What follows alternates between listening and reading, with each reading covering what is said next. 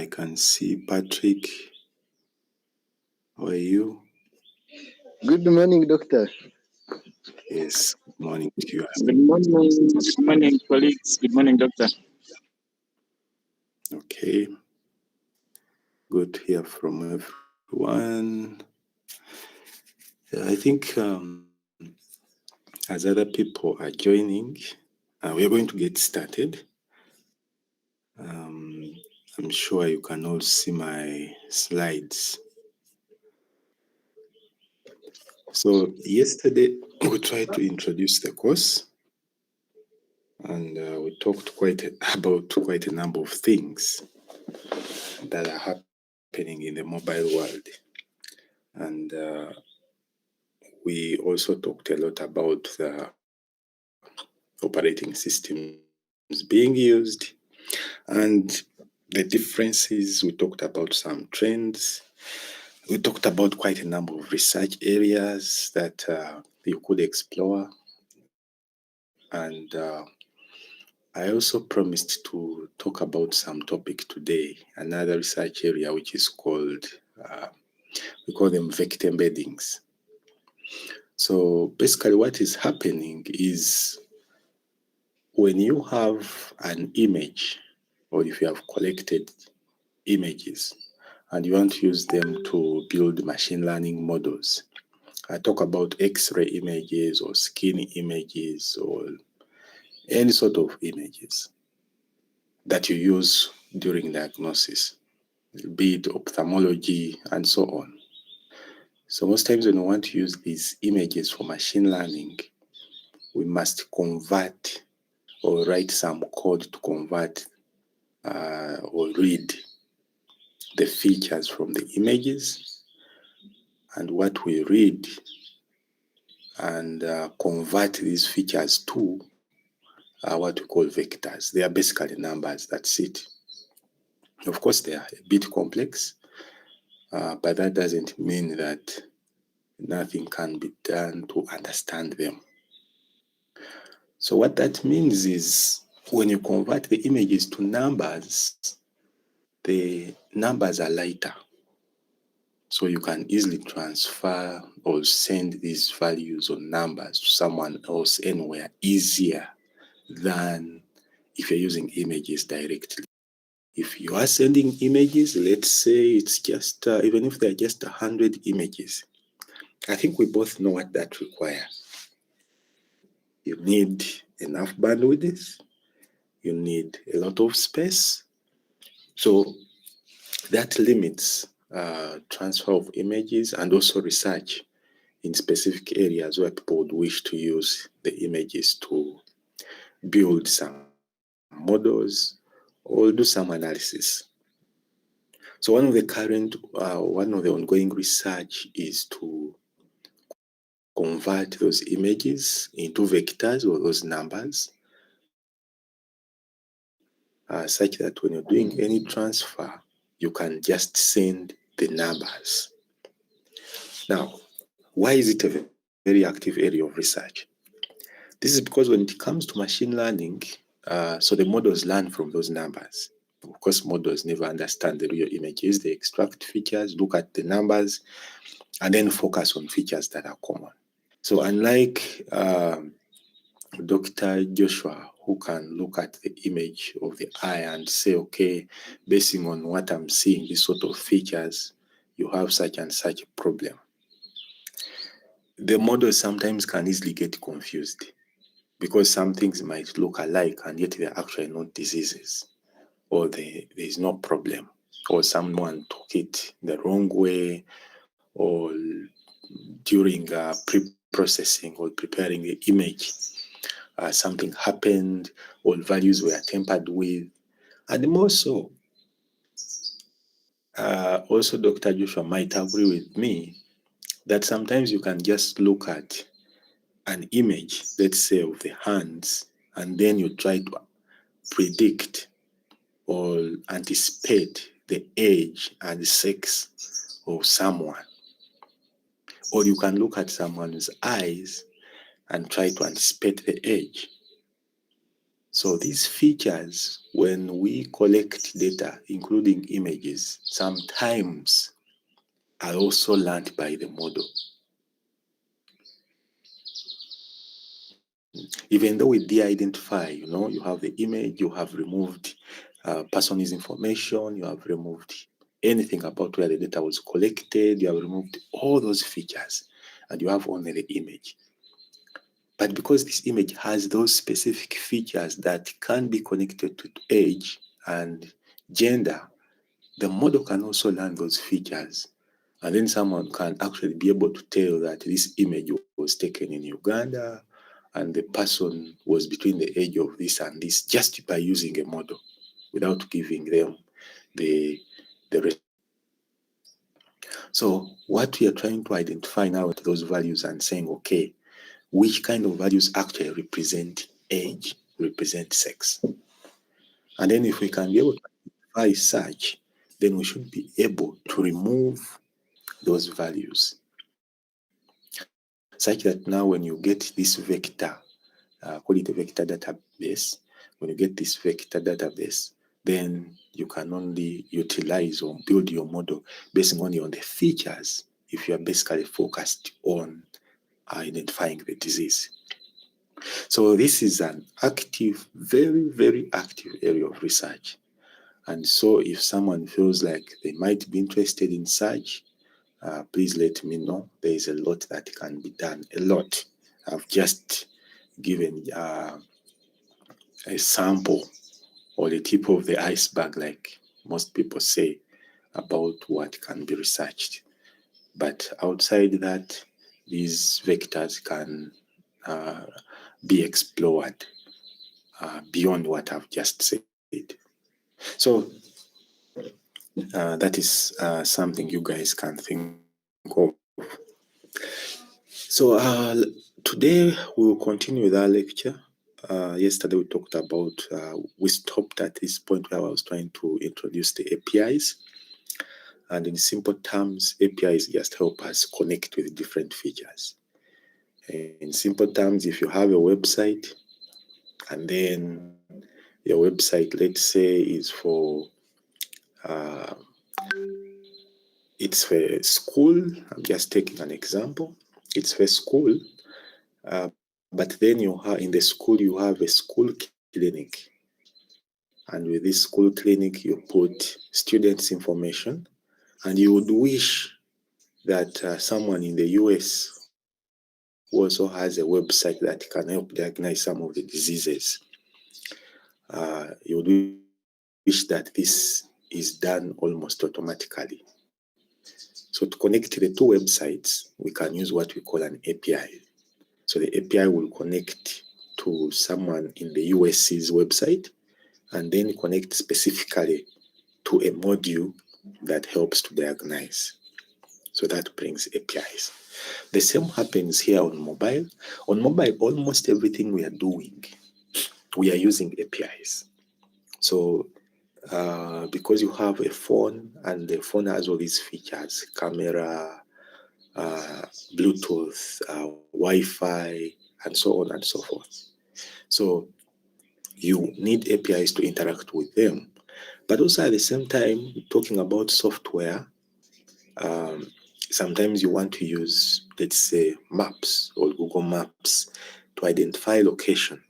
For instance, one of the apps I was building, I was trying to identify where the different health centers were, such that when someone wants to go to a certain clinic or hospital in a specific area, they can just use the maps, or the maps can easily triage or show or pinpoint the exact location where a clinic or hospital or pharmacy is in relation to their disease.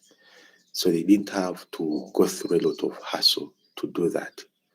But then to use those maps, you need to use Google Maps. And Google Maps are usually hosted on Google servers.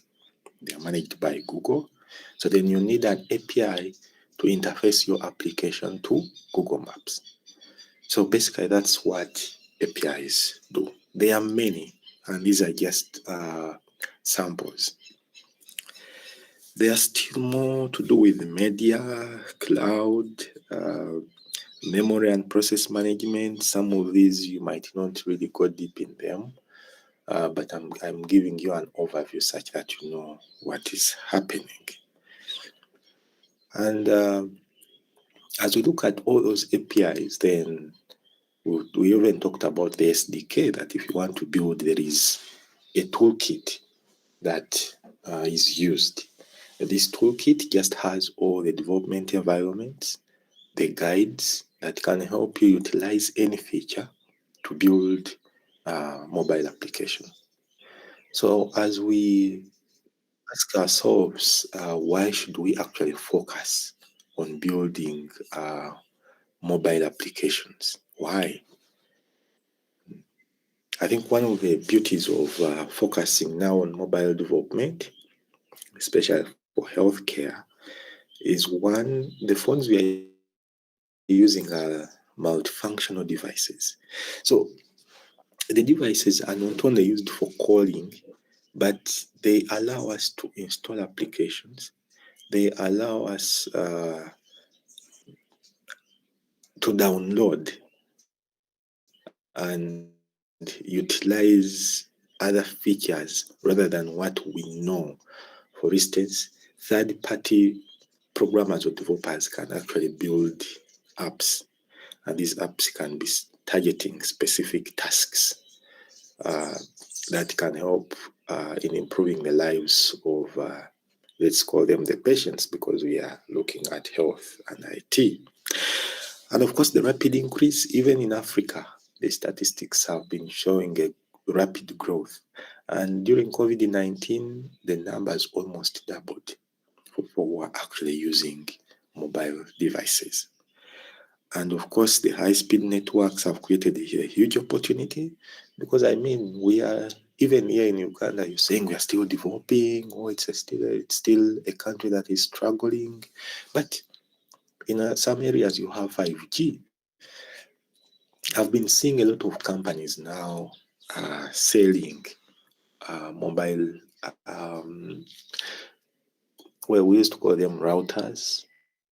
They are still routers, but now they are mobile routers. I've seen MTN, Wakanet. I've seen Airtel. I don't remember how Airtel calls it, but those mobile Wi-Fi devices. And I've also recently seen Elon Musk's team trying to request, I think they met with the president, requesting him to give them access. And their internet is more based on satellite. So I hope that will also pass through, such that means you can access internet from anywhere, whether there is infrastructure of MTN or not, we don't really mind. So even if you are in a village, you'll be able to access the internet. So, such are the ones that have given rise to the use of these devices.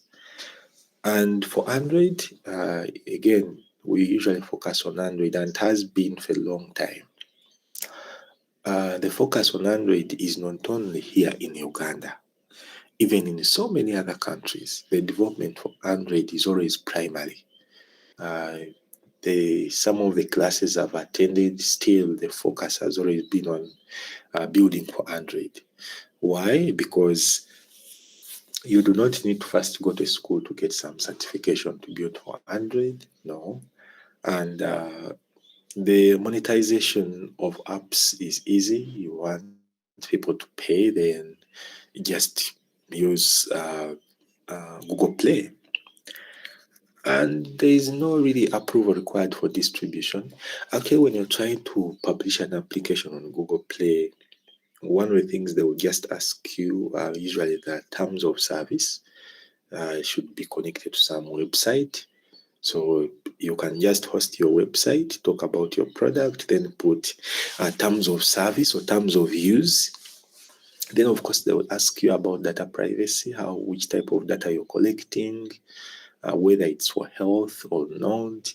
So the different options you choose will take you into either more requirements or less requirements. If you're going to, let's say you're building an application where people must pay what you're going to charge, then also there are some conditions that you must satisfy in relation to the financial policies that Google has. Just give me a second.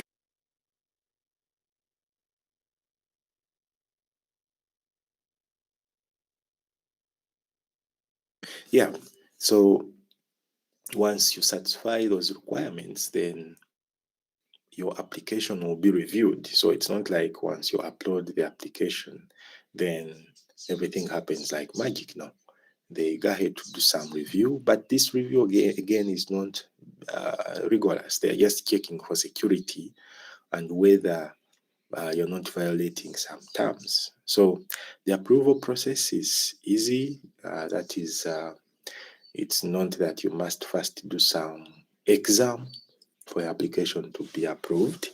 They're just trying to make sure that your application follows international standards. And in some countries, actually some countries have specific rules. And so if you wish your application to be used in some of those countries, then there are other specific rules that you might follow. For instance, as you remember, there was a time when we were paying, is it OT? What was that tax for accessing social media? OTT. Yes, thank you. There was a time when we were paying for that, and that was specifically for Uganda. And then now we have Facebook. I think it is still blocked, yes. So then if someone wants to build an application that leverages on Facebook services, because Facebook has an API as well that you can interface with to add more value to your application. So then if you are to build an application that connects to Facebook, then there are also other levels you have to first pass for you to utilize Facebook in your application. So all these are existing, especially when you're trying to. Sometimes things are a bit more complex. Sometimes it's not automatic that you're just going to build an application and then just use it anyhow. There are sometimes some of these approvals that you must get from the ministries for you to be able to roll out your solution. So, but for Android, as Android, the measures are less. Anyone can easily join and then be able to build applications. And so maybe before I do move into this, let me just so how many of you installed Android Studio?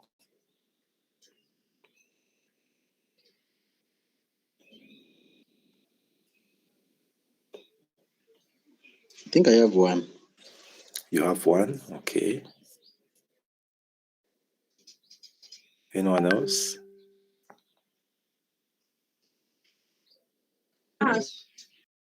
What was the question, pardon? I'm asking how many of you were able to install Android Studio? Yeah, I haven't.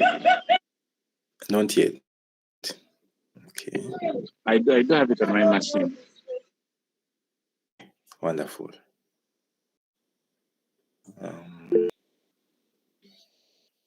Also has one, though not with his PC. Okay. All right, then that's wonderful. That's easy.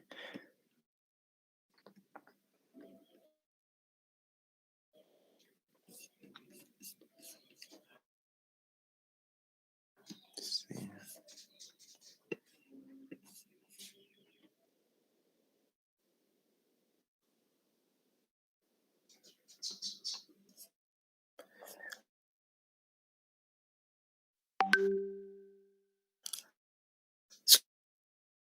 So the times I've seen Android, and it has been getting easier and easier by the day. They have been providing more support, and so we have large language models, or the struggle is less. So now what is important is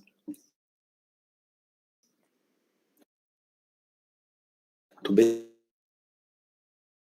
basically understand just the features. What do you add in your application?